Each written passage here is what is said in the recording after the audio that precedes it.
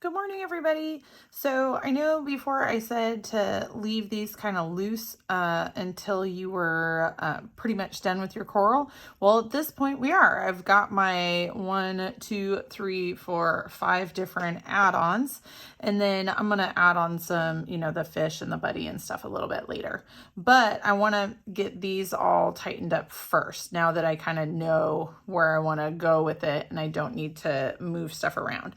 So for like these ones, you have a couple different options. So depending on if you have any more of that color or not, I'm gonna just finish up with the same color. So I'm gonna add it in. The other option is to add like little rocks in that area, and I'll show you both things.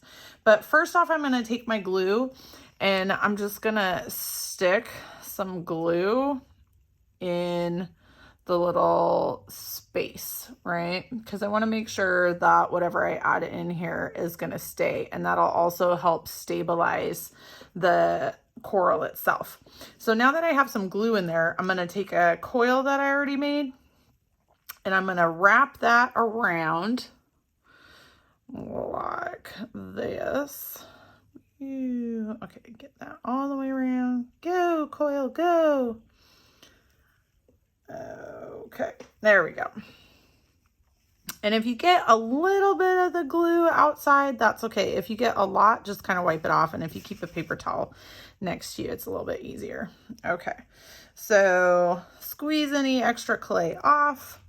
And now that I have this around here, I want to texture it and blend it in with my other coral. So whatever tool you used, whether you use the one that we made or whether you use the big one like that, or, I have my little tool that I like, you're just gonna end up adding in more texture, but just make sure when it's right up against the other clay that it looks nice and smooth.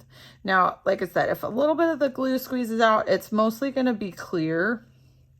As long as it's just a little bit, you can just leave it that way. If it starts to become a lot, or it starts to get on your tool, then just, clean it off with a paper towel. All right. And you can kind of smooth any funky edges out, but you're just going to push down all the way around and create that same texture again, just on that little bit. And then once you've gotten all the way around with the texturing, and do make sure that it blends in with the actual coral. Now, if you got a little bit too much clay on there, just pinch a little more off.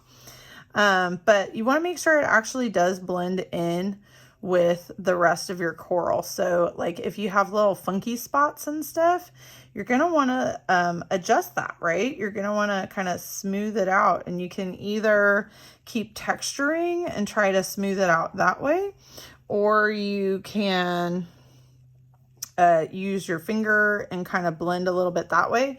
Sometimes if you were using a bigger tool, or like the same size tool, sometimes using a smaller tool in those sections can kind of help you like smooth out those areas and kind of push them in to the other clay.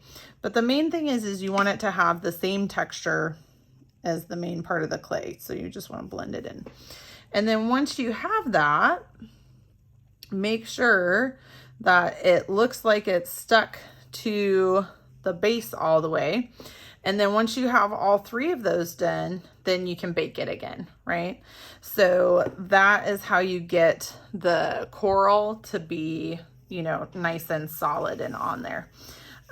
For if you need some rocks, like you either don't have the same color or you just want a little rocky texture, rocks, gray, brown, tan, whatever you want to do.